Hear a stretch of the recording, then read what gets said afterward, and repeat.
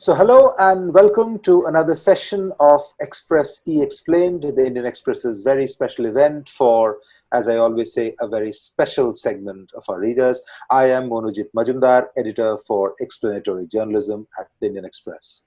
I say you are special to us because of your interest in Express Explained, which is the deeper, more thoughtful, more explanatory aspect of our journalism, in which we go beyond just the news and seek to also place it in its context, covering background and related aspects, and to help you to connect the dots and ultimately have a richer, fuller understanding of what is going on in our world. Ever since the pandemic locked us all in our homes, we have taken our Express Explained events online, and we now come to many more of you than we would at physical events. Today's Explained is on education, something that has suffered immensely as a result of the outbreak of COVID-19, and which is a subject of such concern and worry for so many of us. What have we lost, and how can we make up for it? What is at stake for millions of young Indians, from small children to graduate and postgraduate students hoping to enter job markets in this country and abroad? What policy interventions are needed from the government? Answering all of these questions and more and explaining several issues around them will be Professor V Ramgopal Rao, Director of the Indian Institute of Technology, Delhi. Professor Rao, welcome to the Indian Express E-Explained. Thank you. Thank you for being here, sir. It is our honor and our privilege to have you. Speaking to Professor Rao will be my colleague Ritika Chopra, who covers education for the Indian Express. Ritika and Professor Rao will have an explanatory conversation on issues around the topic under discussion for about 45 minutes or so, after which the floor will be open to some audience questions. Welcome to all of you once again. Thank you very much for being here. Over to you, Ritika. Thank you, Monaji. Thank you, Professor Rao, for agreeing to be our guest this evening. Professor Rao, as we know, is the director of IIT-Delhi. Before he moved to Delhi, he was the P.K. Kelkar Chair Professor for Nanotechnology at IIT Bombay. Professor Rao has won prestigious awards, including the Infosys Prize for Engineering and Computer Science in 2013 and the Shanti Swarup Bhatnagar Award for Engineering Sciences in 2015. IIT Delhi actually this year is also the organizing institute for JEE Advanced. Before we get into the discussion, I would just take a minute to give our viewers a quick background on what we are going to discuss today. As we all know that around mid-March, the union government, along with the state governments, decided to ask all higher education institutions and schools as well to close down till further notice.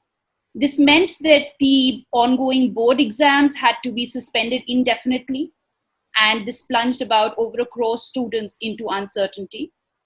As universities closed down overnight, the faculty and administration were scrambling to put together some methodology to keep the semester going. And at that point, online became the only recourse, and that's what most of the higher education institutions went ahead with. The COVID-induced classroom shutdown ever since has wrecked the academic calendar, and it has plunged almost 4 crore students and 14 lakh faculty members into uncertainty. The higher education institutions are now faced with very difficult questions about whether online learning is as effective as offline classes, how this would affect placements and the outgoing batch, what does this mean for the incoming students. So we'll start with the conversation now. Professor Rao, if you could maybe begin by telling us how the pandemic has maybe affected you personally, and then we would go on to other questions. I think it has been a difficult time, I must tell you. It was all so sudden. We also were not prepared well enough. That was a big challenge that we had. And also, in all our institutions, digitization took place. So converting analog to digital kind of models has happened, but digitalization has not taken place. When I say digitalization, if you look at the way the digitalization I would define is use of digital technologies to change a business model and provide new revenues and value producing opportunities. That we have never done. We have basically converted all our analog content into a digital content. But now when COVID struck, within a matter of 10 days, 2 weeks, we said faculty, you are teaching in the classrooms. Now you suddenly, go ahead and start doing everything online. It took them a lot of time.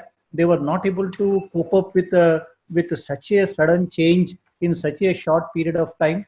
So that became a bit of an issue for all of us.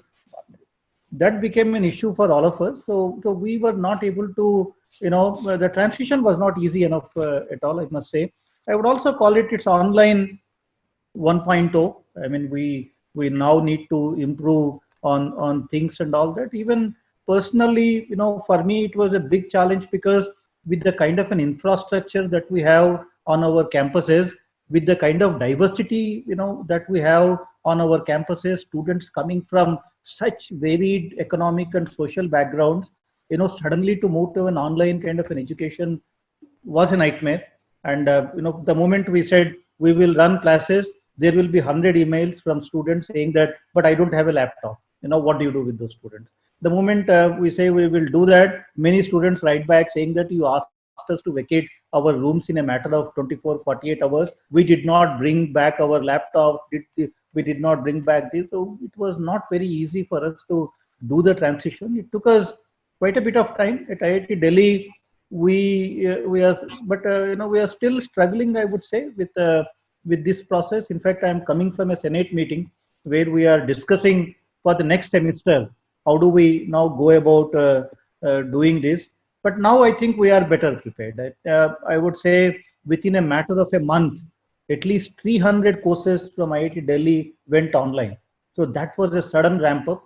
And but there are still challenges, and it just caught all of us off guard. And in such a short time to make such a big transition, it was not easy at all. And we are still struggling. I mean, when you hear about the US universities doing that and doing this, I think I can also give big statements saying that we have also done that. But neither has it been easy for the students, nor has it been easy for the faculty. And these are very difficult times, and we are coping with it. And now we are better prepared. After 3 months now, we are much better prepared compared to March when we closed down to July now. In 4 months' time, I think now next semester is going to be much better, smoother. And in fact, we are also bringing back the students who have issues with online things. I think at least we have done a survey. 4% of IIT Delhi students cannot take classes from their hometowns or places of stay.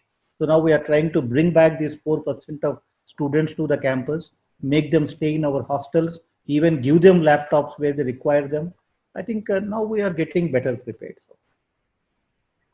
So you listed out the challenges that the institute and you faced trying to move classes online. Based on the feedback that you have from your faculty, how effective is online learning? I mean, IIT Delhi, along with most of the IITs as of now, have announced that they're moving the autumn semester online. But based on your experience for the last 2 months, how effective do you think it is? It's very varied, I would say. The online teaching is not just about teaching in front of a camera. The way you behave in a classroom, the way you behave in front of a camera are very different. If you make Tendulkar act, we know how lousy Tendulkar is when he's in front of a camera. But you make him go to the field and make him play, and you shoot him while he's at his natural best, he will come across as the world's best batsman. That same is true with some of our teachers too. Some of our best teachers who are very good at connecting with students in the classroom, the moment they move to the online, they just did not know where to start. And so the training part also became very important for us. Now we have an educational technology services center at IIT Delhi. Now that center, until now, the role was to provide infrastructure on the campus for all internet and other kind of things. But now we have activated that center. We are even looking at recruiting faculty now at IIT Delhi to understand or to help us with the learning modules when you go online. The teaching learning processes when you are online. For example, in a classroom, I can give a 1 hour lecture, without any issues, and we know how to do all of that. But in online, if I start lecturing 1 hour, the screen time and the people get bored very, very fast. And we even saw some, studies to say that 10 minutes is the maximum time you can hold a student's attention when you are online. After 10 minutes, your brain starts to think of so many other things, and you are getting messages and you are getting WhatsApp things, and nobody is able to focus beyond 10 minutes. So how do we now, give a 1 hour lecture, which is in a classroom, in smaller modules when you are online? That is another big issue. And another biggest challenge I see is in our campuses, or for that matter, any educational campus, a lot of peer learning happens. You learn by interacting with your peers, with your other students who are taking that class, and that is mostly missing in the online kind of a model. And that is another major problem that we need to cope with. So I think last 2 years of experience, it's okay. We have learned things now, but the next semester we are now much better prepared. And I hope that this learning that we have done, we will also be able to move to more hybrid forms of teaching. I think probably there is an opportunity in this crisis. If you ask me, I think many faculty who have never given any lecture in front of a camera, I think now we realize that there are at least 40% of faculty in IITs, must be true in other IITs as well. We have never done this online kind of a thing. Now they had lots of barriers. They did not know what to do and where to start. I think those barriers are broken now. Now they think that we have done okay, but now we can do better. They're also figuring out the processes. Even the examination thing, 1 hour of discussion just now in the Senate was on the examination processes when we are moving to online. I think there are challenges, but I'm sure we will be better. I think the next semester is definitely going to be much better and much more impactful, much more effective as compared to the spring semester. So you mentioned peer learning, which happens in classrooms. IITs also have this tutorial system, which happens after lectures. You all have announced, and almost all the IITs, along with other higher education institutions, are going to go online next semester. How are you going to try and tweak the pedagogy? You mentioned briefly about the 10-minute modules as well, but how do you make up for the peer learning that used to happen in classrooms? How do you make up for the learning that used to happen in tutorials? So we are now looking at a flipped classroom kind of a model. I think next semester we are now in a way training many of our faculty on the flipped classroom approaches, where you make available the lecture content, the lecture material. Some of it can be recorded by the faculty member himself or herself, or some of it may be already available, because IITs have been very extensively participating in the NPTEL programs. NPTEL is thousands of courses, and all of them are available, taught by IIT faculty. So we will also make use of some of that resource material, and so students will get to hear the lectures whenever they want, whatever time they want. And but when you are live with the faculty member, those sessions will be more discussion kind of sessions, and where using multiple software packages, we will have multiple students joining in. So there can be a live discussion sort of a thing that can happen, but nothing can really beat the classroom and the real time and the physical kind of a thing. Nothing can be equivalent to that. If you ask me, the Gurukul way of teaching, what our ancients used to do, is the best form of education, and we have compromised it because we needed to scale up our systems. Now we have reached a stage where the Gurukul kind of an education is gone, but the hostel kind of education has come in now. And from here to jump to online and say that now everything will become virtual is never going to be same as what we started with. But online, the advantage is scale. You can scale up the online education much more effectively than the physical education in our classrooms. So there is a silver lining in that aspect as well. There can be some courses which can be delivered online better. For example, every time in IIT Delhi we make rules, our management school comes back and says that but we are different. Management education can be more easily scaled up online as compared to the classes from electrical engineering. And so in the senates now, if we make one rule which fits all, there is invariably going to be a huge hue and cry from the management students and the management faculty saying, it doesn't suit us because we are much more happy, or we can handle it better than the engineering departments. Why are you delaying our semesters? Why are you delaying our examinations? We can do it better, kind of a thing. So therefore, I think it depends on what is the curriculum. It depends on what is the nature of the instruction. It depends on the instructor himself or herself. So there are variations. It's not a yes or no kind of an answer, but it requires learning. Certain things can be done very well online. Certain things cannot be done well online. And IITs are mostly engineering centric. In engineering centric, almost every course has a tutorial component. Every course has a laboratory component. Now those laboratory things we cannot do anymore. And in the last, we said all the laboratory courses we will postpone to a time when students are back and do all those courses here when they are available physically. That is what we are saying. In fact, we even said that for non-graduating students, we said even the examinations will happen when they come back to the campus. That we will not even do any examination online because nobody had enough trust in those online processes. So they said we will do the instruction online, but examinations when they come back to the campus. But now the problem is we thought 4 months ago we may reconvene maybe in August kind of a time frame. Now August is looking almost impossible.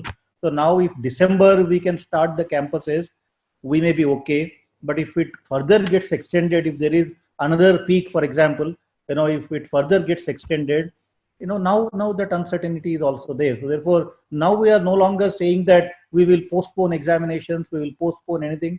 We are trying to see now as much as possible, make use of the technology, make use of whatever is available for you to conduct the best possible kind of examinations, and start closing down the semester, start improving your effectiveness online, and start conducting examinations online using all kinds of technologies available today, and close the semester. Don't postpone anything because we don't know when we are going to reconvene. So the university education system in India is such that there is a premium on continuity. There usually isn't a gap in your say undergraduate education or postgraduate education. Given the extraordinary circumstances and the fact that you even listed out these challenges, that 4% of your students do not have access or rather would not be able to access online classes, did the idea of having a 0 year or a 0 semester, was that even considered at all? And I'm asking you this question because you were heading a government committee on sort of coming up with a common minimum strategy for reopening all the 23 IITs. So even in that committee, when you all recommended going completely online, was the idea of sort of putting a pin in the academic calendar or a semester, was that discussed? We had an alternative to that. What we said was, in fact, one of the recommendations in that committee, even in IIT Delhi Senate resolution, the first bullet point is, if any student says, I want to take a break for 1 semester or 1 year without any questions asked, we grant that person that leave.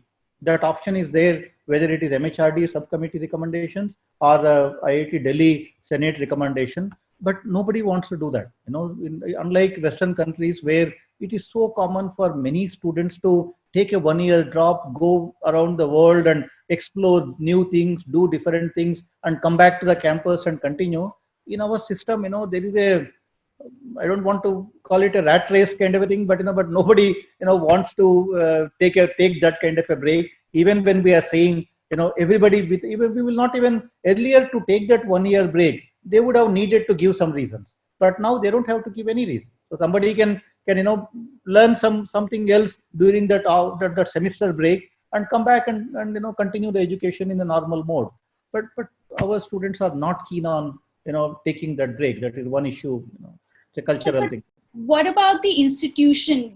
Wouldn't that, setting aside whether students want to drop a semester or a year or not, would say a 6-month break would have given the institution to maybe upgrade the infrastructure to be able to deliver online classes better, because online classes aren't just about converting notes into PDFs or, recording voice notes. You do, as you mentioned, you have engaged experts to kind of figure out how to more effectively deliver online classes. So would a zero semester have given higher education institutions, or your institutions in particular, the time to actually upgrade the infrastructure to deliver online education more effectively? I think that I would consider a luxury if we are allowed to do that. The pressure, comes from the students. For institution, for me to say this is a zero semester would be the easiest thing to do, and all my problems are gone. After that, during that semester. But from the students' point of view, it's not easy, because students, those who are graduating, they don't want to postpone their graduation date, and they want to graduate because many of them have job offers. At IIT Delhi, the biggest problem would have been the job offers. Every student by March is placed. So now they are all supposed to take up their jobs in July kind of a time frame, and at the most the companies were willing to wait until maybe a month or so. But if we told them that no, you have to come back and take this semester, would have been a hue and cry. I think that nobody would have accepted, and many students had because the thing is, in the month of March it looked a bit different. They thought that by July things will be fine. And if they had known that things will continue like this for a longer period, maybe we could have decided things differently at that time. But that we did not know. And every time when we are deciding for the next 6 months kind of a thing, with the hope that after 6 months things will be fine. But I think too many things are linked to all of that. For example, if we delay our graduation, if IIMs start their MBA programs on time, then our students would have missed out on that. So therefore, that wouldn't happen. And even now we are facing a problem, because some universities did something similar. They said, we cannot do anything online, so I think let us wait kind of a thing. But now we are admitting our MTech students. All our MTech admissions are done. All our PhD admissions are done. Now we are starting some of their programs in the month of September. And some students are saying, you are starting this, but we haven't even got our graduation. They have cleared the GATE exam, which is a national exam. Based on that, we would have given them the admission, but they haven't even completed their graduation requirements. Now, those universities which are not able to do, will have a problem. So these are the kinds of challenges, because it is all so much interlinked right now to so many other things, and that option was never on the table, frankly. So in the pre-COVID delivery of education, learning and testing were pretty intertwined. And now with the online model, the onus of learning would shift to the students, and testing would have to be probably done in a more controlled environment, which requires strict invigilation.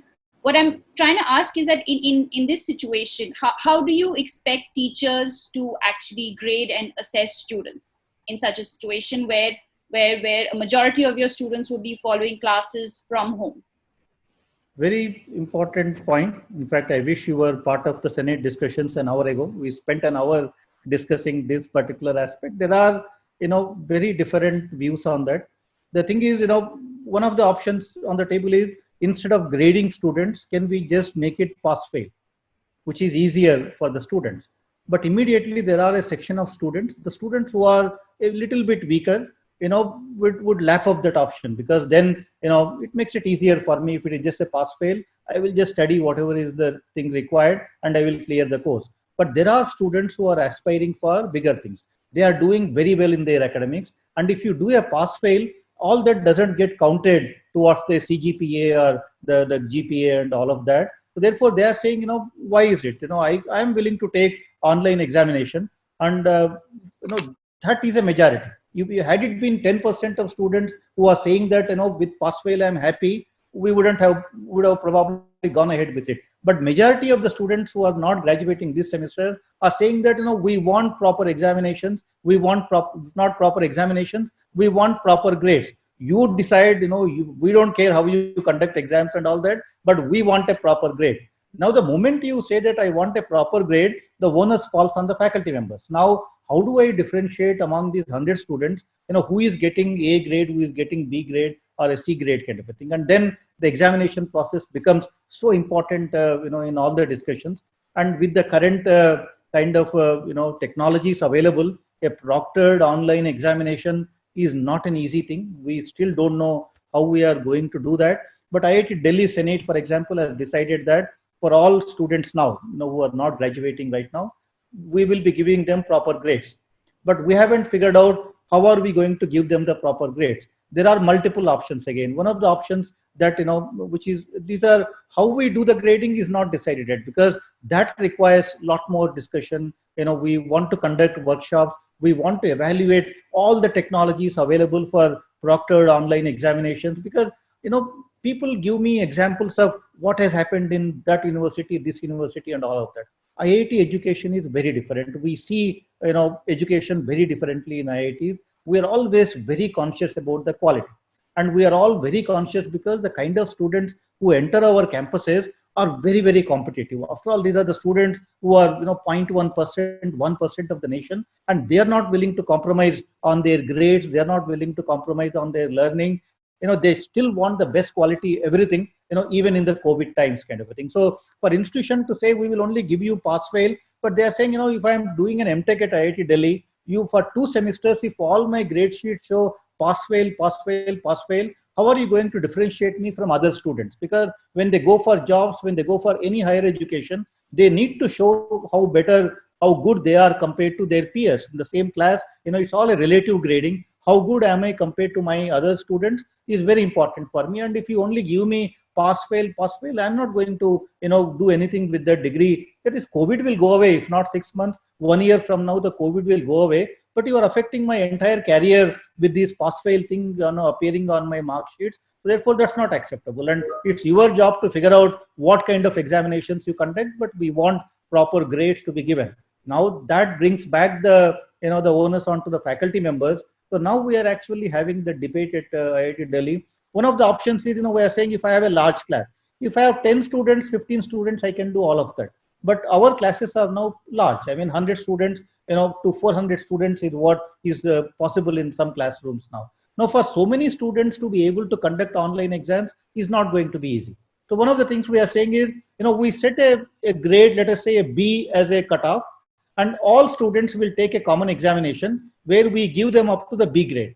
And those who have got a B grade, now they will have an option to improve their grade, because only, let's say, 20% of them might have got a grade above the B, and they will have an option to improve their grade in the second tier examination, which will differentiate them from one grade to the other. So every student with a common examination will get whatever is the lowest possible grade, and those who are scoring higher than that, 1 grade above kind of a thing, passing some cutoff marks, they will be given another examination where, they can actually aspire to get whatever grade that they want. So we are looking at this 2-stage kind of an examination. Another idea we are looking at is, make these classes smaller. Instead of giving one exam to 400 students, give it in classes of 30 kind of students, and use our teaching assistants and other methods available, to conduct that exam in parallel.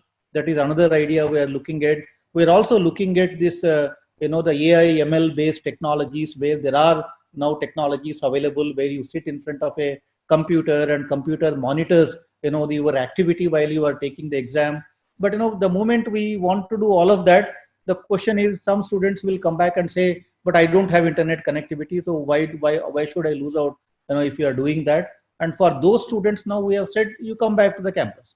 So whoever is not able to do that from home, because of that 4% students, we don't want the remaining 96% students to, do certain things. So therefore, those students, we will get them back to the campus. We will give them proper internet connectivity and the laptops and whatever they require, and bring all of them on par, at the same level of infrastructure requirements and all that. And then, do a relative kind of a grading. Once those things are all normalized, then you can do relative grading. So while we will give grades now, but there is a lot of debate happening on the campus, multiple workshops happening on the campus. From our last semester experience, we have also gained, now a lot of insight, and we are trying to use all of that insight, have these workshops, and come up with a proper model, for organizing these online examinations for the autumn semester. So that is still a point of discussion right now at IIT Delhi. So, apart from the academic calendar, which has been disrupted by the COVID outbreak, it's also the entrance exams. And these entrance exams, I'm not just talking about JEE Advanced, there are other major national entrance exams like NEET and JEE Main, which have been rescheduled twice already.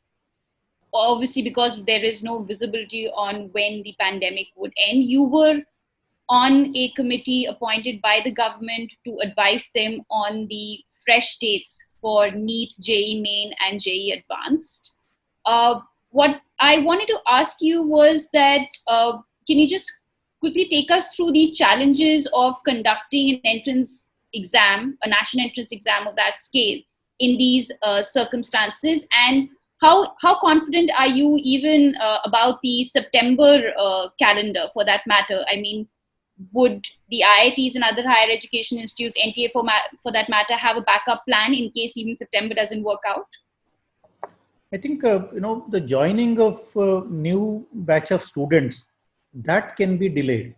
There is if the examination gets postponed by some more time, I think the sky won't fall. We will be able to accommodate that in our calendars. So that is not an issue. But conducting these examinations is important because there are students preparing for these examinations for almost like 3 years. Getting into IIT, the preparation starts when they are in the 9th standard or 10th standard. So therefore, for them, this uncertainty is in a way a major problem.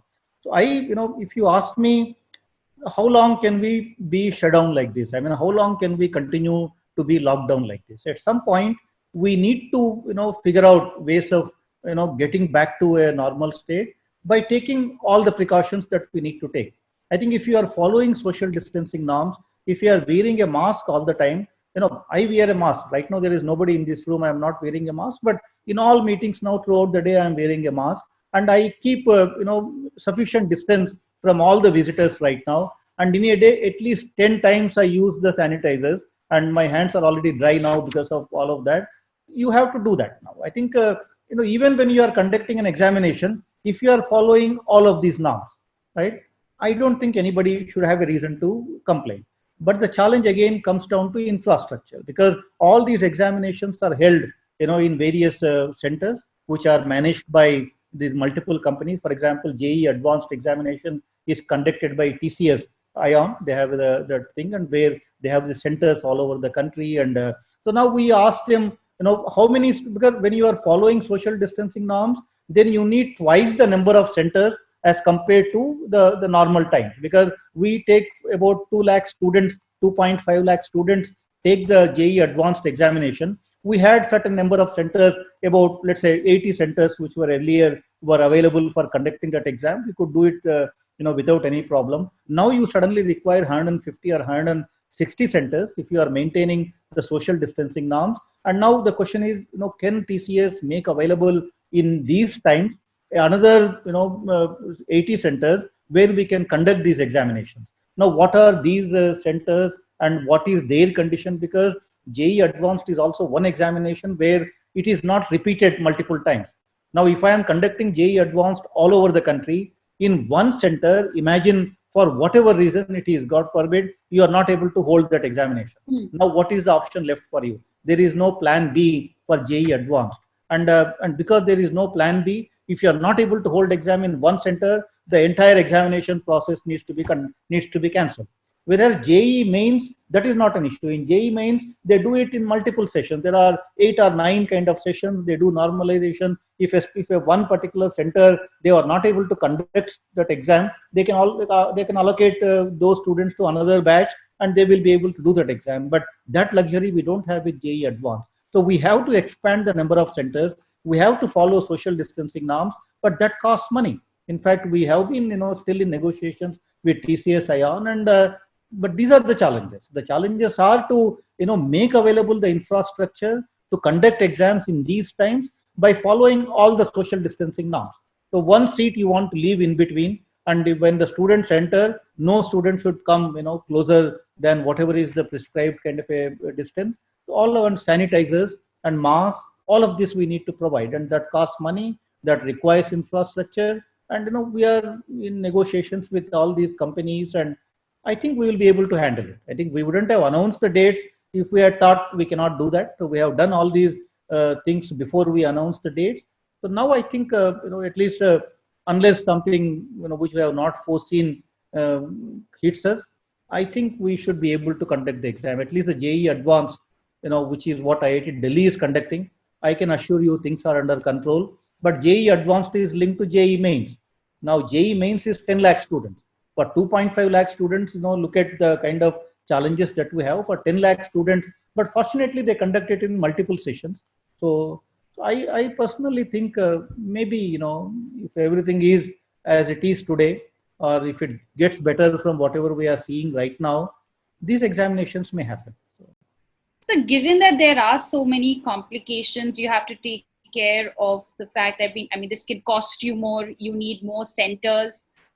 There have been questions, in fact, we had received a few questions from students as well, that would it not make sense for the IITs to also try and admit through JEE Main just as a one-time measure? Why again have two entrance tests to secure a seat in an IIT? Could as a one-time measure, could the IITs not just go with JEE Main? You should actually ask that question not to me, but to the students who are preparing for the past 2 years. You ask them, if you even talk to these students who are preparing for IIT examination, they think JEE Mains, they don't even prepare for JEE Mains. The students who are preparing for the JEE Advanced examination, they think JEE Mains will anyway happen. They are not even bothered about JEE Mains kind of an examination because it is not conducted by IITs. And IITs as a policy haven't been admitting students to any examination which is not conducted by them. And for whatever reason it is, it's a cultural thing, and it's what, why are IITs so famous and so popular and so much about quality, and which, you never would have heard about JEE Advanced exam getting cancelled and, question papers getting leaked, or, questions getting repeated. The JEE Advanced examination, the kind of preparation IITs do for the JEE Advanced examination, you cannot even imagine. It's actually mind-boggling. To set the question papers, for example, if the faculty members just lock themselves up in a room for almost like a month with no contact to the external world, and no question ever gets repeated in some of these examinations, because we are all about the quality of the examinations that we conduct. And so therefore I think there is a certain fear that if we don't do the way we have been doing, we don't know what will happen next year. And so that fear of the unknown is also coming in the way. And also we are in a way, what do we call it, paranoid about some of these examinations. So to suddenly say that I will, do it this way is not acceptable for many faculty members. And I personally don't see, if you are able to conduct JEE Mains for 10 lakh students, what is the problem in conducting JEE Advanced for 2 lakh students? There is actually no problem if you think of it. And the students who are preparing, they have not started their preparation in March. No student who is wanting to enter IITs would start their preparation in March of that month. I think that would never happen. And these are the students who have been preparing for a period of time, and these are relative grading. Whatever disadvantages you may have, everybody else has the similar kind of disadvantages, and I think it's fair. I personally, don't. We are already relaxing many things at many places, but I think, if we are able to do that, why dilute? If we are not able to do, of course we would have considered that. And if a situation arises where we cannot conduct, we have conducted JEE Mains but not able to conduct JEE Advanced for whatever reason it is, then that is a point of discussion, on the table, and we can look at it at that time. But right now, the question is, if you can conduct an examination for 10 lakh students, what is the problem in conducting that examination for 2 lakh students? And these students are not starting their preparation 3 months in advance or 4 months in advance. They've all been preparing for a period of time, and all of them have similar kind of issues. If some thing has happened to one student, for a large number of students, similar kind of things are happening. So it's a relative kind of a process, and these are all well-established kind of models. And we think it can be done. And if you only take to the JEE Mains, the differentiation may also become a problem.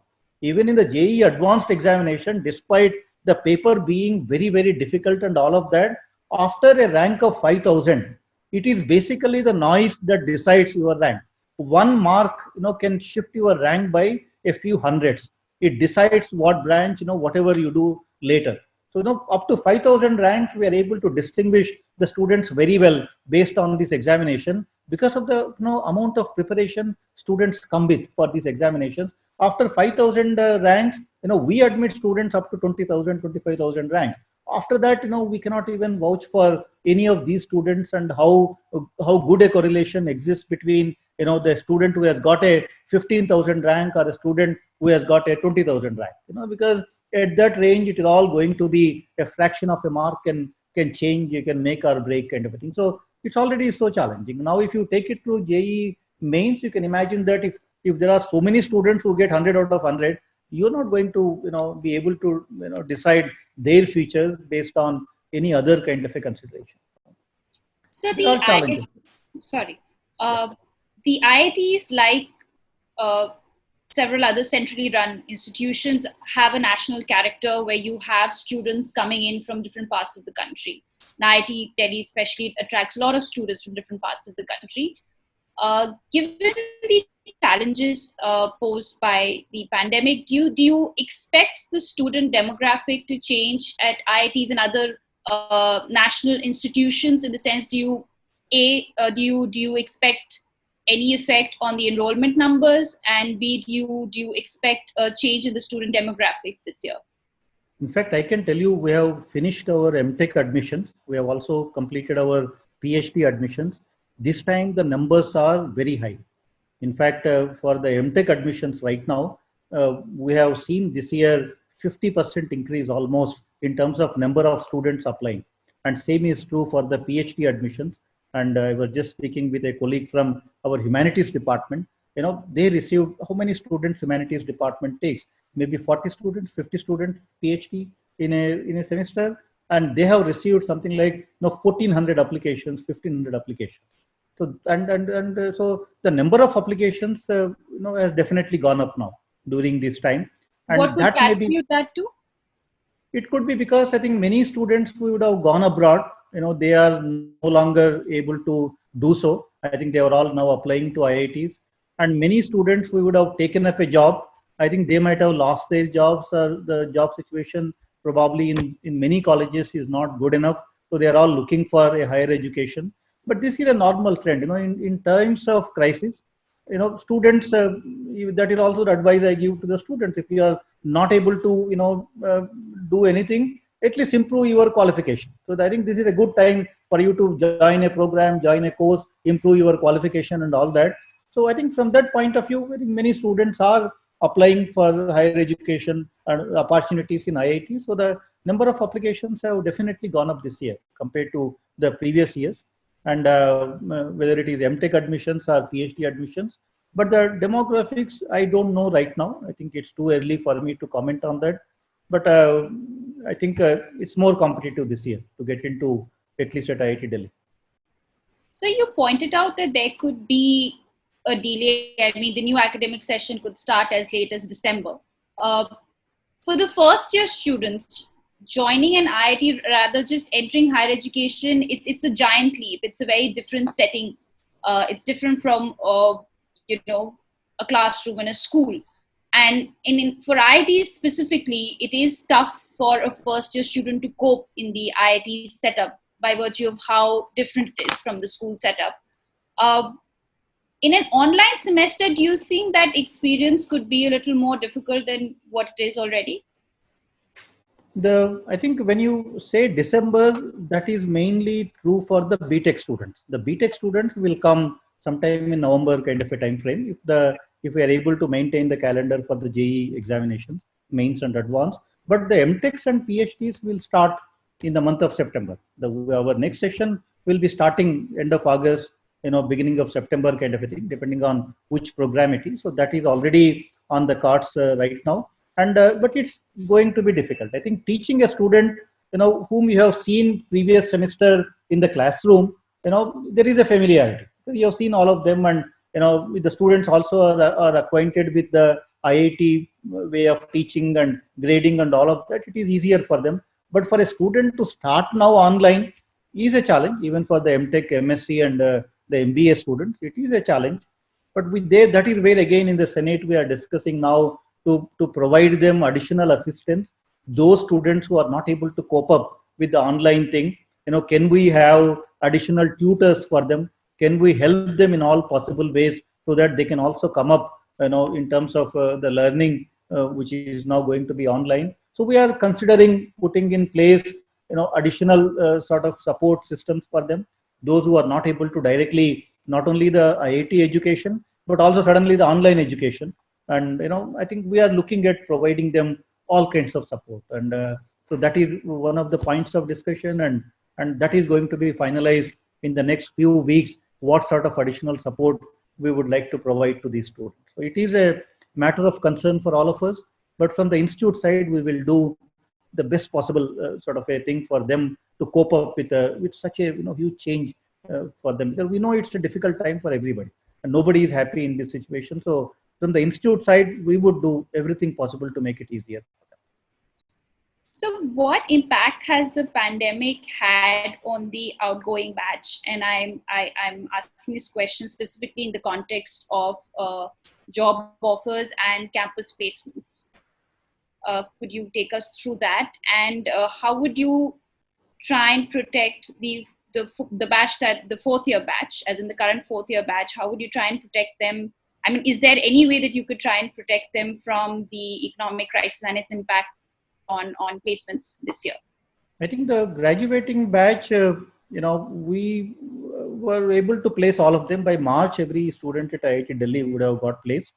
And it required a lot of special efforts on my part too, on the part of our Office of Career Services. If you have noticed, I even posted online, when companies started to rescind their offers, withdraw their offers, I proactively posted, we reached out to many of these companies. We even told them, don't cancel it, rather postpone your offer, by a few more months. And during that time, we will try to keep the student in the system, or the student can even be doing an online kind of a thing with you, working on a job.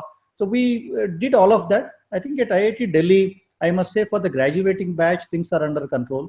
The number of job offers last are in single digits right now.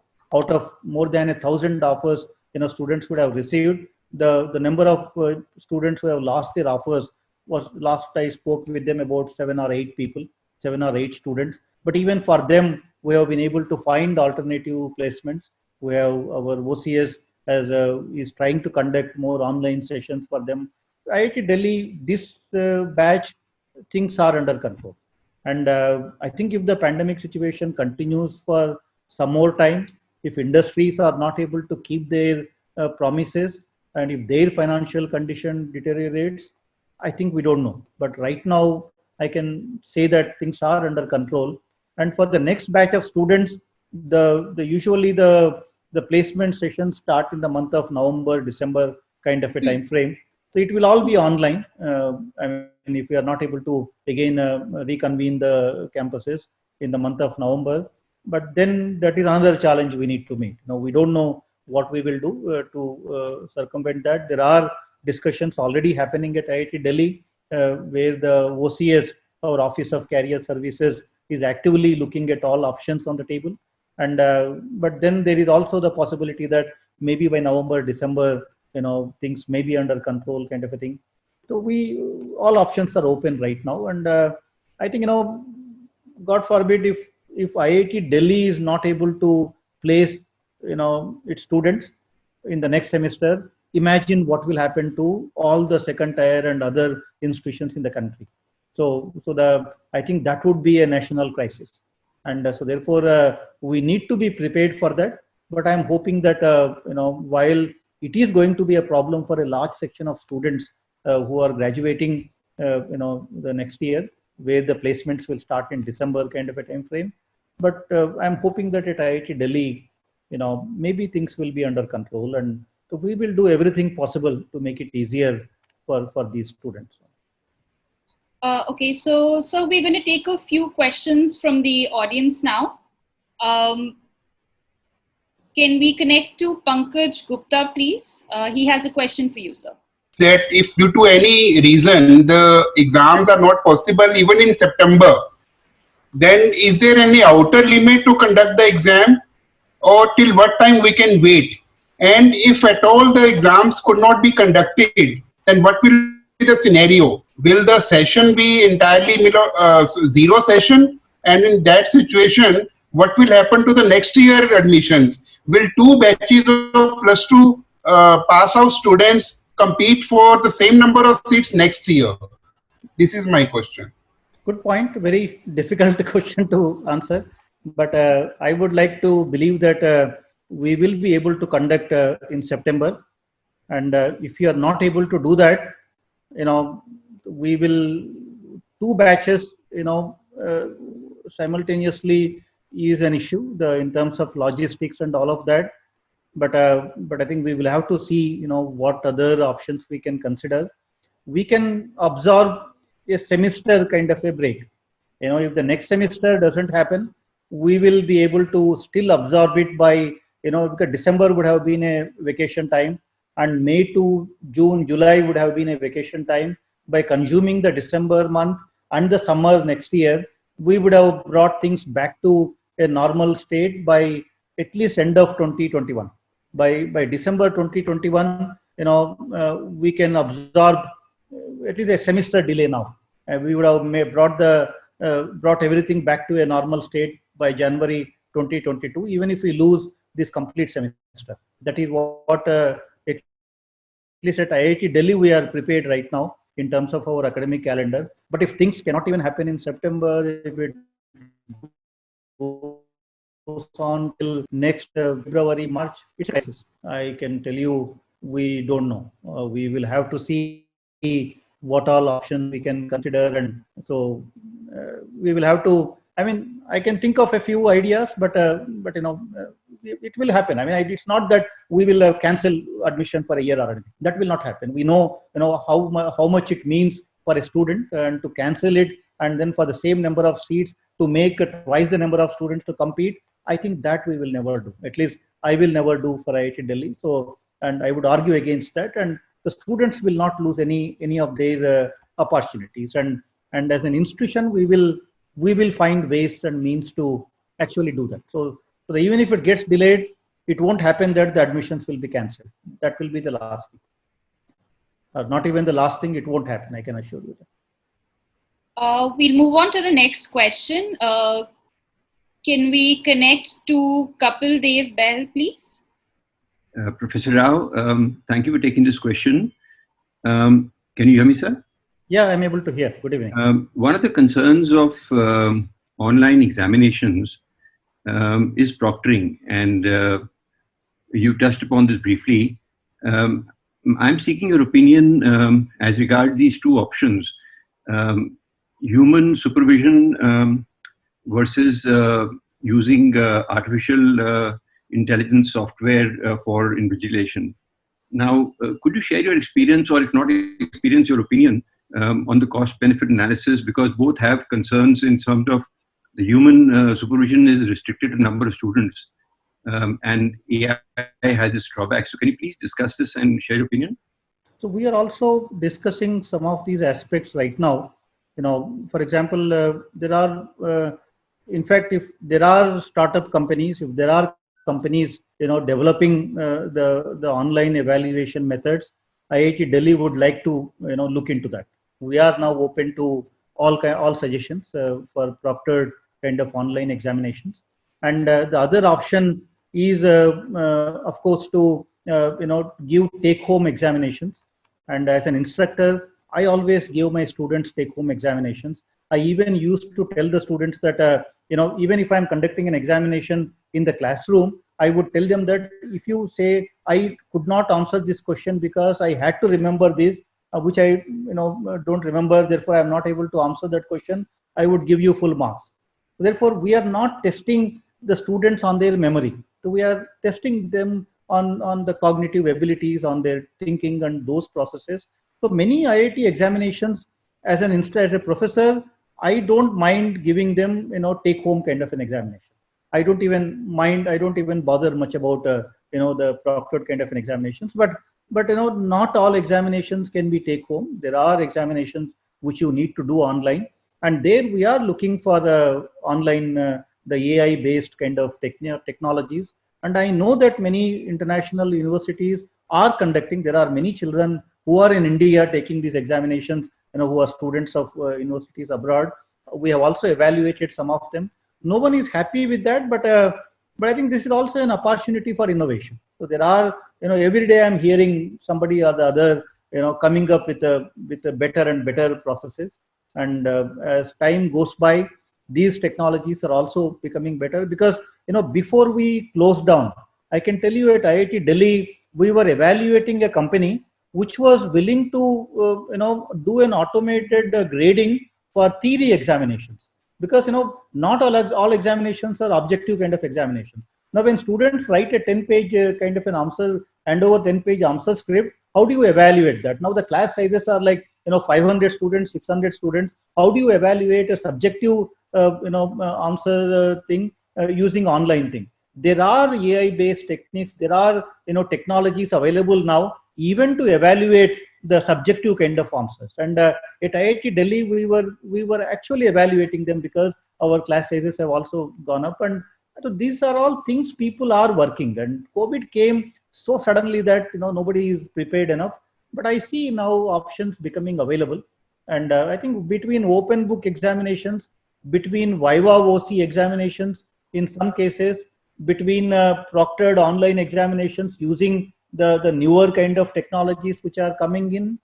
And I think we may be able to manage that. In IIT system, the one good thing is we have a large number of teaching assistants. The masters and PhD students, who are 60% of our strength in a place like IIT Delhi, they all act as teaching assistants. And so we can also do this the supervision, the supervised kind of an examination for smaller batches. All of these we are considering right now at IIT Delhi for the next semester. All of these are options, and there is a lot of discussion, debate going on to arrive at the best model and go ahead with life. I think that is what will happen. We're going to take the next question from Sanjay. Can we please connect to him? Good evening, sir. My question is related to the that is teachers for non-IIT engineering colleges. What is your message to faculty members in this situation related to the teaching learning process? Very important question. In fact, at IIT Delhi, I can tell you, now that we are moving completely at an online process, we are also trying to make available some of our lectures, some of the lecture material, not only the material, the complete classroom will be an open classroom. We are going to allow, students from anywhere to attend some of these live lectures, delivered to our students by some of our faculty members. So that will also happen. We are trying to open up now our classrooms, because that is an advantage, of a digital kind of a learning process, and you can scale up easily. So that we are planning to do now for next semester. And even MHRD, I can tell you, ministry is also asking some of the IITs. They said earlier when they were all classrooms, you never allowed anyone to come and take your lectures. But now that you are anyway going online, what is your problem in allowing students from teachers or whoever it is to come and attend your lectures? And we are open to that suggestion. There is a kind of a discussion now in IIT Delhi to decide which ones we want to open up for all the students. That's one thing. But I would also think NPTEL is a good resource. The NPTEL IITs have put in a lot of effort in recording those lectures. I think that lecture material is a valuable resource for faculty from all over the country. In fact, there are the NPTEL lectures are watched more number of times than MIT Open Course and some of those kind of programs. And I think that's also a good resource that is available for anyone to take these courses. And also, I should also mention for students who are preparing for the JEE examinations, IIT Delhi coordinated a nationwide effort called PAL, IIT PAL, the Professor Assisted Learning. There are 800 hours of lectures available for maths, physics, chemistry, and biology, taught for 11th and 12th standard children. using the NCERT textbooks to prepare them for the JEE examinations. Because, we also are aware of the fact that, those children in the villages who are rural areas, who, for whatever financial or social reasons, who cannot go to these coaching institutions, they are not able to, clear our examinations. So what we have done, thanks to again the MHRD support for that, all the financial support that they have provided, 800 hours of lecture material, maths, physics, chemistry, biology, taught by the best IIT professors, is all recorded, is all available online for students to prepare for these examinations by sitting at home. All that they need is an internet connection to watch these videos. And we are also now recording a lot of question answer sessions for the IIT PAL program. I think some of these we were anyway doing. I think they could probably become a good resource for students who are preparing to take these examinations, or even for others to use our online classrooms, which will be telecast live for next semester, at least for a few of the courses at the BTech level. Some of these BTech classes will be available for anyone to take. Can we take the next question from Neha Deshkar, please? My question is, the online education system is somewhere affecting the mental health of the students. Like, we have to sit a lot of time in front of the screen, going through PDFs, going through online lectures. So what modifications or changes do you suggest so that it does not hamper the health of the students? And my second question is, if the government decides to omit some of the syllabus from the undergraduate courses, so what will be your take on this? I think online examinations, that sitting continuously in front of a screen is a challenge. In fact, this is something that we have discussed in the Senate, which just ended right now.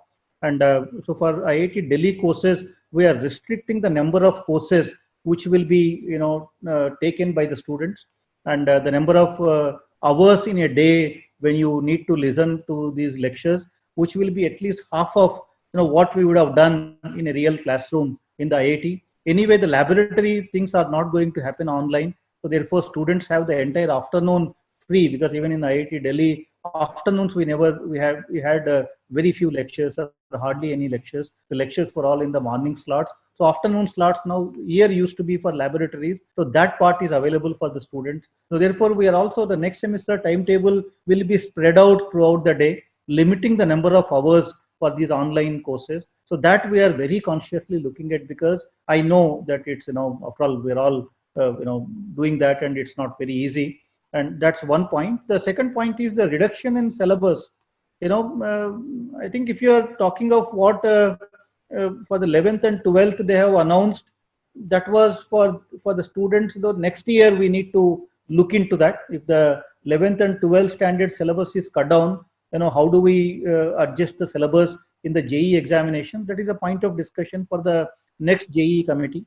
And there is a dilution. I think let us all accept the fact that the online thing is not going to be as effective, as regular classroom kind of thing. So that will happen. But in these times, whatever best compromise that we need to make, I think we need to take those decisions. And these are not pleasant decisions for any of us.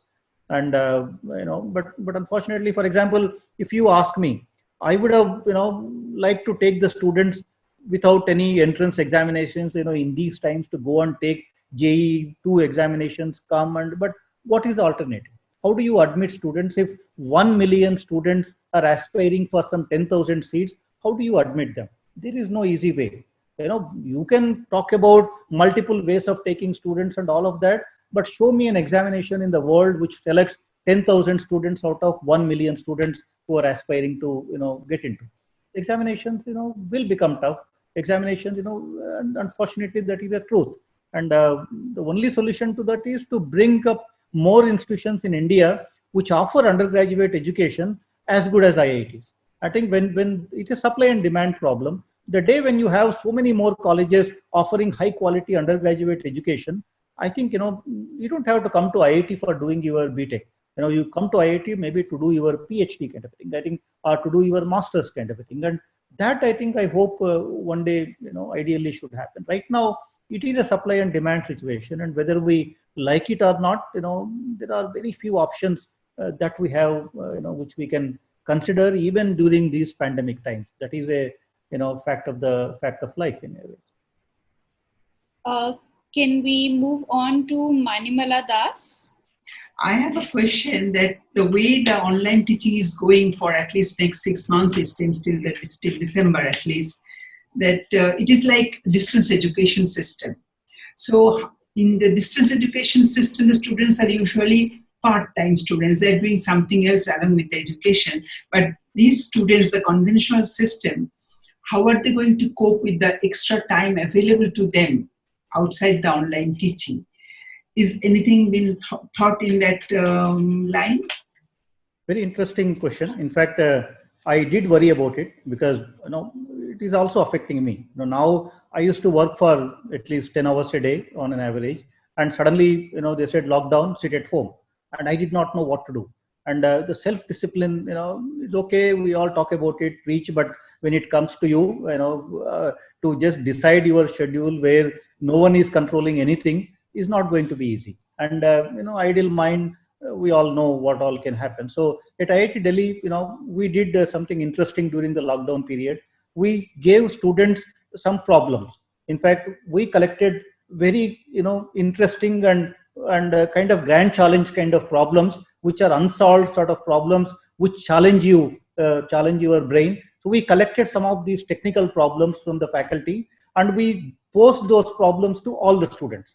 We said that, if you can submit solutions to them, there will be some nice prizes, there will be certificates, including the cash prize and all of that. So we made available these problems to students. And now after a couple of months, after a deadline that we said, now we have received a large number of responses. Many students have been able to solve problems, which even we are surprised now, because sitting at home, they are able to, the very difficult problems they are able to solve and then submit solutions. Now we have a committee now which is evaluating all these solutions, and we want to, reward these students for the kind of effort that they have put in. We need to do that. I think once we finish this round, which we have just done, I think we are also now looking at opening another grand challenge kind of an initiative.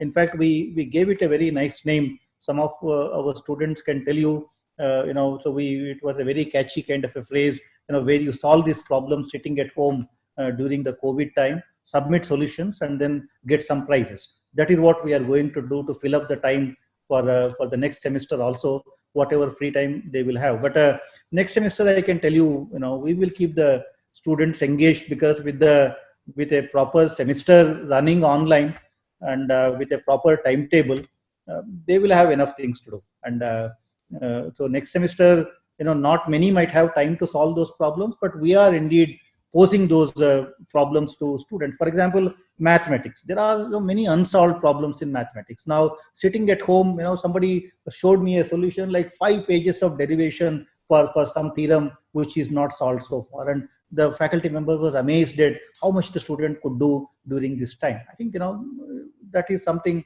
that we will do more and more if this situation continues. So I have a question. So this morning, the government has approved the new education policy. I was wondering if you've been through that, and there is one policy change which is mentioned in the document, that is that all higher education institutions should move towards multidisciplinary education, and all institutes and universities offering single stream education should be eventually phased out. What do you have to say for that? I mean, considering IITs do essentially provide education in engineering. Good point. Good that you raised about the national education policy. This is a welcome step. I have always said this. In India, why is that our higher educational institutions are seen as ineffective? It's ineffective because our educational system, the higher educational system, is fragmented. Now, if you want to do management, you go to IIMs. You want to do engineering, you come to IITs. You want to do science, you go to IISers. You want to do medicine, you go to AIIMS. I think that is not the way the higher education actually runs. You go to any good leading university in the world outside India, one university, the universities are comprehensive. a medical faculty member working with an electrical faculty member, that is when the biomedical innovation will happen. And in our institutions, because the higher education got fragmented with all these tiny kind of institutions. In fact, just a few days ago, I was giving this example to MHRD in response to a comment. Look at UCLA. I went to UCLA for my, postdoctoral kind of a work. And, UCLA admits every year over 13,000 BTech, the bachelor students. 13,000 bachelor students are admitted by one single medium level school in the US. 23 IITs in India today admit about 13,000 students. So we have so many institutions, but these are all so focused and so tiny that we have not been able to scale up the higher educational system in the country. One thing is in terms of numbers. The second thing is also in terms of impact. Now IIT Delhi not having a medical school on the campus, I can tell you, becomes a big challenge for us at every stage. So if we want to get a medical data today, getting it from any hospital, going through their kind of policies and all of that is a bigger bit of a challenge. So engineering and medicine, I can name at least 20 different things you can do, in the healthcare kind of a sector. And we are not able to, do much of that because we have fragmented the educational system at the higher level so much. Now, agricultural universities, you have dedicated agricultural universities in this country. Now, they are all just doing research on agriculture on a thing. Now, an agricultural scientist today needs to also understand about environment. An agricultural scientist needs to understand about economy. An agricultural student needs to understand about supply management issues and all of that. And that doesn't happen in our educational system. So at least in IITs, at IIT Delhi, we are now diversifying. If you have seen some of our programs now, in the last 3 years, we started a school of public policy. Why did we start a school of public policy? Because you cannot solve all problems only using technology as a solution. Many of these problems also need to have policy which needs to go hand in hand with the technology. And since we never had a school of public policy, we never focused on those kind of aspects. The school of public policy was one thing we started. We started a department of design at IIT Delhi last year. Why did we start a department of design? You look at any mobile phone today, take Samsung or Apple or any other brand, the mobile phones are what? There is a technology. If you look at technology today, technologies are either beautiful or they are invisible. These are the only two ways you can describe a technology today.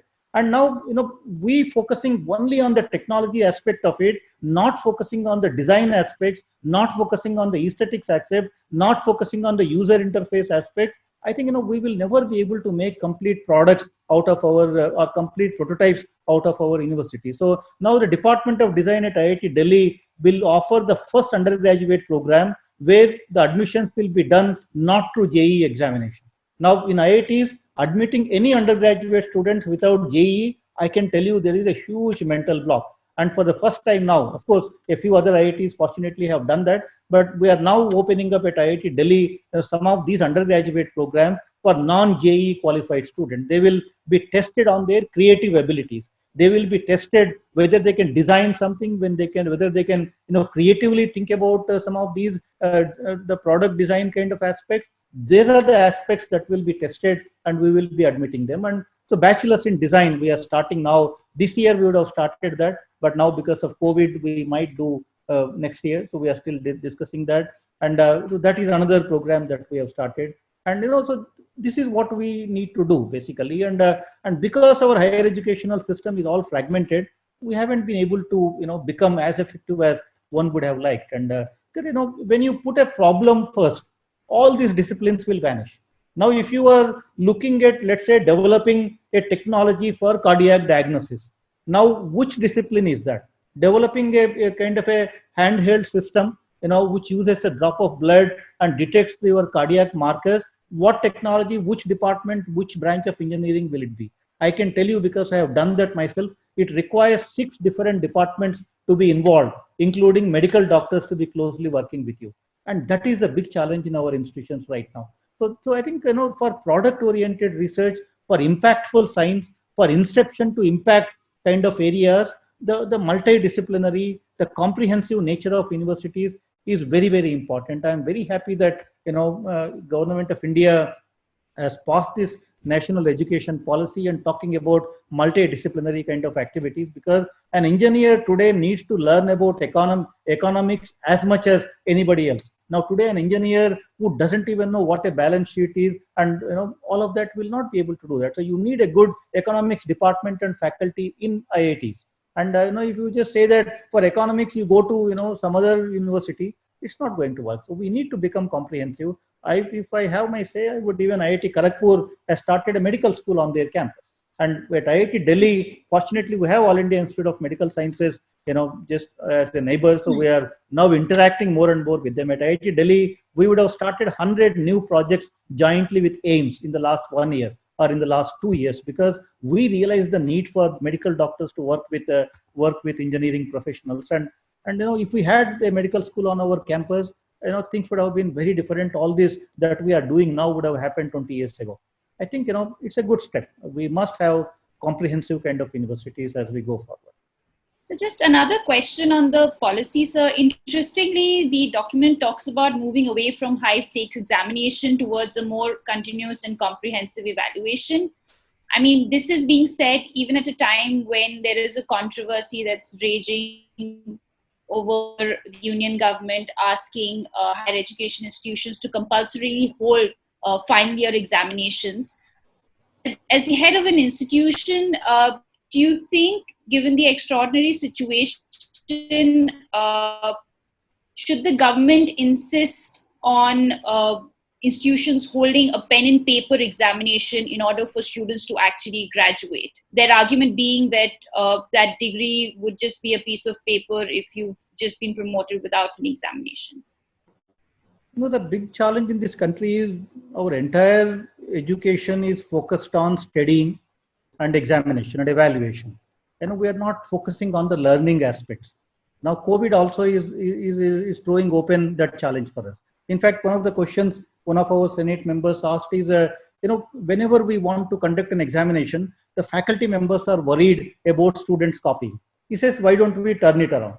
Why don't we leave the onus on the students now to come up with a process where they will design their examination? So why is it that we need to have that police kind of a mentality? Why don't we let the students take charge of these examinations and conduct them, or help us conduct these examinations in the COVID time? I think these are the kind of questions we need to ask, and we need to focus more towards learning than studying kind of a thing. I think it will happen, but at the end of the day, it is all a competitive kind of a thing. We live in India. I think the resources are limited, and for those limited resources, there are so many people fighting for, and obviously the competition will build up. And when there is a competition, you have no choice but to screen them and to conduct these examinations in a certain way. I think it is as the NEP also will address that problem. I think if we have more good, comprehensive, large kind of institutions, why should IIT Delhi be admitting only 1,000 or 1,100 BTech students? Why can't we admit, let's say, 10,000 BTech students? What is that IIT Delhi needs to do to scale up its undergraduate education? Imagine all IITs doing that. If we are able to offer more seats to the students who wish to come to these campuses, then the focus will be on learning, not on these competitive examinations. But there are challenges. I can give you a lecture on what we need to do in order to be able to achieve that. One of the problems is they're all residential campuses, so we need to move to a non-residential kind of a model. I think some of these we can do. There are models available everywhere, but that is what national education policy is also in a way prescribing, and more comprehensive, large universities, and the scale up needs to happen. Focus on learning so that you don't only worry about examinations and all that. I think some of these are nice things that they are trying to incorporate. Another very interesting feature in the education policy is the National Research Foundation, the NRF, which Government of India has proposed. That is a major step. In fact, if you have seen my tweet today, I actually said it's a moral movement for India. Why do I call it the moral movement? In 1857, American University, US, they had a land grant university act called the Morrill Act. What the government said was, until that time, US universities were basically following the European universities. The European universities were all focusing on literature, theology, those sort of aspects. And America said that we will give you land, but you need to focus on areas which are based on agriculture, the mechanistics kind of a area. So, so they said you need to solve the local problems. That is what the Morrill Act basically was. And you take all these things from the government, but you need to focus on solving the problems of the country, of the people. And that is how you find, so many land grant universities in US focusing on the local problems, focusing on technology development and connecting with the people, and then, making a difference to the society. And that's how these universities have become the giants that we see today. And we all, appreciate the kind of an impact that they are making to the economy and all of that. And that is what, was lacking in India until now. Now with this NRF, what they're saying is, now NRF will receive problems from all the ministries. They are trying to bring in all the ministries to the NRF so that they they pull in the money in NRF and then fund projects in academia to solve the problems posed by the ministries and other kind of agencies. So that way you connect research to the real world problems. That is when you start seeing the impact of these institutions in the society. Otherwise, we are writing lots of papers, we are doing a lot of research, but then for a common man to see that impact, you need to solve the common man's problem. If somebody needs to see the air quality in Delhi getting better and IIT Delhi, being appreciated for that work, that is when we become, great institutions anywhere. And that connecting the research to the real problems is where the NRF is all modeled after. And, I call it the moral movement for India, the NRF thing. If the government of India does it well, does it the way, that I have explained, and which is what is the intention of creating the NRF, I think, you will start seeing our institutions becoming visible in the society. And that is what is currently required. So I think we have time for another question from the audience. One last question from the audience. Is Sagar there? Can Sagar ask his question, please? Sir, as we have seen, the MTech admission is just completed, and this year we have seen there is a significantly rise in the cutoffs because till now no PSU has recruited yet. So my question is, if in later stage students go for PSU, then there will be rise in or there will be increase in dropouts. So how it can be handled? It's a good point. In fact, there is a common admission portal that IITs are operating jointly with the public sector units, and this matter was taken up repeatedly with at the ministry level. And this interministerial cooperation is also, one issue that the country is facing. But the way to address the problem is, which is already done. We have created a common admission portal, and where we inform where the public sector units which are recruiting students, they already put out that information that we have now admitted these students, or we have given jobs to these students, so they are no longer required to be given admission in IITs. So we are trying to activate this common admission portal, and we are trying to reduce the dropout rates. And in fact, there is also a proposal now making rounds in the IIT system to have one more round of admissions for the MTech students. Anyway, things are delayed and all that, but that discussion is still happening. So we will have to see. But this is a problem that we recognize, and the public sector units joining the common admission portal, is a solution to this problem. And that is what we have taken up with the ministry. Hopefully, let's hope that will happen this year. Can Sayam ask his question, please? My question is, what change and upgradation is required in the syllabus of our educational courses, considering skills will change and shift towards newer technology post-COVID era? I think, it's a good point. If you asked me, I was actually recently, writing an article for some magazine. If you, look at what is the technology evolution in your lifetime, or even in my lifetime, what have I seen? We started with at least in Indian context, the Indian context, we started with the IT, the information technology. Until that time, India was all agriculture and all that, but the information technology, the IT boom happened in 80s, and then you started having these big companies providing jobs and all that. So India, captured the IT market very effectively the world over. Now India is a leading player when it comes to IT. After IT, what happened? it came the biotechnology. Biotechnology was also a revolution in the country. The biotechnology again became a big boon for the country. And if you look at the US medicines, I am told every 40% of medicines sold in US are actually manufactured in India. So India has also been able to capture the biotechnology market pretty effectively, and then became the supplier of these medicines all over the world. So IT, BT, we have done very well. What is the third thing that came up about 20 years ago? NT, the nanotechnology. The nanotechnology, is something which is supposed to change the way we do anything. People, it will, for example, using these nanomaterials, using these nanoscale devices, you can practically achieve or do applications which otherwise, you couldn't have done. So nanotechnology is supposed to revolutionize the textile sector to the healthcare sector, even the cancer treatment, the targeted drug delivery kind of a thing. The nanotechnology will offer a solution for cancer treatment, but nanotechnology is more recent. And now you start seeing the applications of nanotechnology, which was people were talking about nano for 20 years, but now you start to see, the products using nanotechnology in the market. Even from IIT Delhi, from the textile department, there is a major textile activity involving nanotechnology. And even during the COVID, for example, if you see some of the IIT Delhi products which are in the market, there are nano coatings, nano silver coatings on the masks and on the PPEs, which will basically, not allow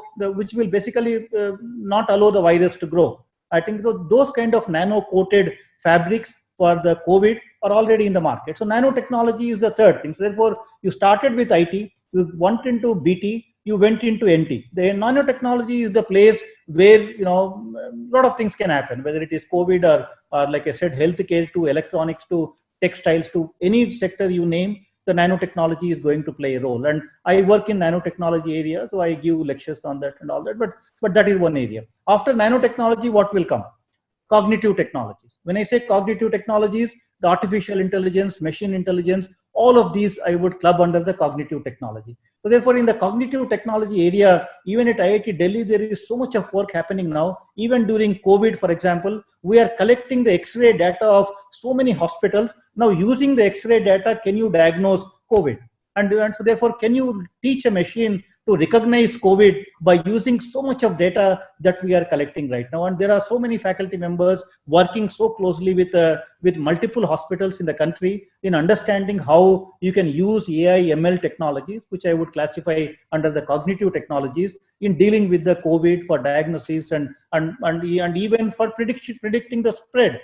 Even there you can have machines learning how the spread of COVID is happening in the country. Therefore, cognitive technology is going to stay and become one of the important technologies. After cognitive technology, what will happen?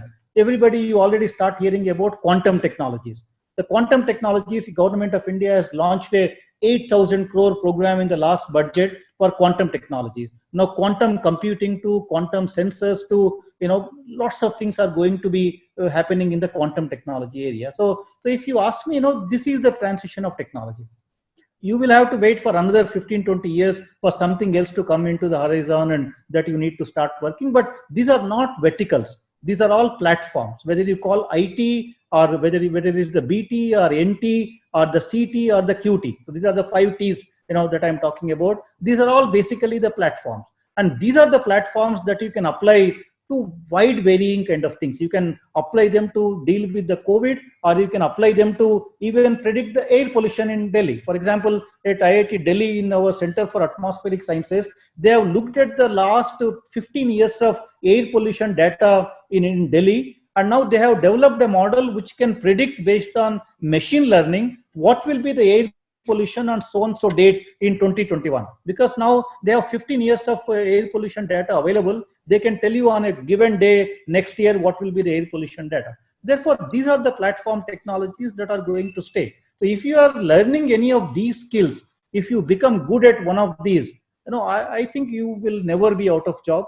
You will always be in demand. So to focus on these 5 Ts, I think there is nothing beyond that. And then rest of it is application. Then you find a problem and apply these technologies to solve that problem. I think that is what you learn in academic institutions. That is where you become a technologist. That is where you become a startup founder. And but the technology platforms are are basically these. So we're about to end the session. Just two quick things. I've noticed a question from the audience. Someone named Harsh, he's asking, since you all have relaxed the 75% criteria for admissions this year, what if he has scored less than 75 this year? Would he be able to apply next year when you would bring back this criteria for admissions? Just a quick answer to that. I think that decision will be taken by IIT Kharagpur. IIT Kharagpur is the organizing institute next year. So we are, as organizing institute, I could only decide for this year, or we could only decide for this year. So next year thing we will have to see. No decision is made on the TET. So. Another thing, sir, globally, besides sort of disrupting the structure of education overnight, COVID also threatens to accelerate some of the troubling long-term trends, like, for instance, less public funding for higher education. How do you see the current economic situation and COVID affecting public funding of higher education? How do you see it impacting your revenues, especially, now that the online semester is coming in? What about auxiliary sources of revenue like mess, hostel? If you could just address the larger question of public funding of higher education in this area. It is going to be a challenge. I think the projects are getting approved, but whether the funds will come, we don't know, or when the funds will come, we don't know. But one interesting thing happened at IIT Delhi in the last 3 months, I should tell you. The industry support for our research this year has been, as in the last 3 months, we received almost like $1 million from industries, particularly focusing on the COVID technologies. So many industries have come forward and said that, if you can develop any technology related to COVID, to deal with the COVID crisis in the country, we are willing to fund you from our CSR and other things. So in just a few, last couple of months, like I said, $1 million kind of funding. If IIT Delhi technologies you see in the COVID, all of them are now getting supported by the industry. We have a detection technology, the world's cheapest RT-PCR came out of IIT Delhi, which is ICMR approved now, and that technology is getting funded by Microsoft. And similarly, there are a lot of these the PPEs and the mask related things, which are again getting funded by multiple industries. There is an antigen based test, a 10-minute kind of a test, which is under development now, which is again getting funded by an industry. So I think, while the government of India funding is one challenge, but we are seeing now, a lot of funding coming from the industry to fill up this gap, which is a good sign. I think, industry funding is what will I think I'm hoping that will fill up whatever is the void that is created by hopefully some delay in the funding. I think government funding might get restored. For example, today's that NRF, the National Research Foundation, the NRF budget is going to be something like 20,000 crores or so. I think, so I'm happy that these are the right kind of things that are happening in the country. And but with industry also supporting research now in these institutions, they are interested in COVID today. But I think, once we establish that relationship with these industries, I'm sure they will, start to keep funding us even in the future as well. And I think, I'm hoping that there is a dip right now. For the next 6 months, things will not look normal. But during these 6 months, industries will start supporting us more because they're all spending their CSR now. And but after 6 months, the government funding hopefully will come back to the normal levels, and we will be able to tide over the crisis. I'm afraid that's all the time we have for this session. Thank you so much, sir. You were really patient. Thank you so much. Thanks a lot. Thank you. Thank you. Thank you for being with us.